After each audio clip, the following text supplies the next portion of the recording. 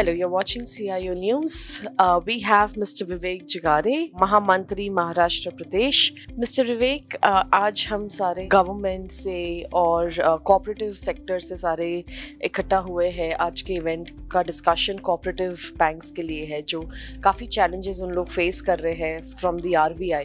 Sir, आपका उसके बारे में कोई विचार कुछ आप बताना चाहेंगे? साधारण तौर पर आज नाशिक जिल्हा नागरी सहकारी बँक असोसिएशन यांनी अतिशय चांगलं या ठिकाणी नियोजन केलेलं आहे। आजच्या परिषदेमध्ये महाराष्ट्रातल्या जवळजवळ सगळ्या नागरी सहकारी बँकांचे प्रतिनिधी संचालक या ठिकाणी उपस्थित झालेले आहेत। अतिशय चांगल्या तज्ञांचं या ठिकाणी मार्गदर्शन होत आहे। आपल्याला माहिती असेल की संपूर्ण देशभरामध्ये ज्या काही नागरी सहकारी बँका आहेत त्याच्यामध्ये सर्वात मोठा वाटा हा महाराष्ट्राचा आहे आणि महाराष्ट्रामध्ये जवळजवळ 450च्या वर नागरी सहकारी बँका अतिशय सक्षमपणे काम करतात आहेत।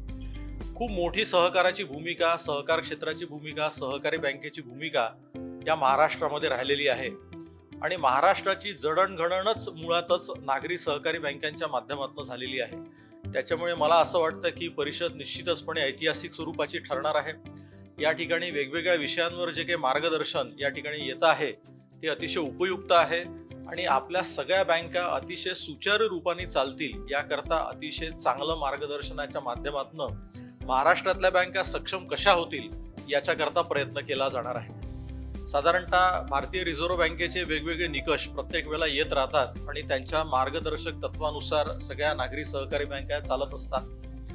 RBIचे जे नवीन सर्क्युलर्स येतात, जे काही गाईडलाईन्स येतात, तर त्या आपण थोडंसं पॉझिटिव्हली बघितलं पाहिजे। साधारणतः नागरी सहकारी बँका अधिकपणे सक्षम व्हाव्या, अधिकपणे त्यांनी चांगलं काम करावं याच्याकरता हे सर्क्युलर्स आणि वेगवेगळे नियम असतात, त्याचं आपण निश्चितपणे स्वागत केलं पाहिजे आणि ज्या काही नवीन गोष्टी आहे, जे काही नवीन तंत्रज्ञान आहे ते आत्मसात करून आपली बँक सक्षम कसा होईल असा आपण सर्वांनी निश्चितच प्रयत्न केला पाहिजे। Great, thank you so much sir, thank you.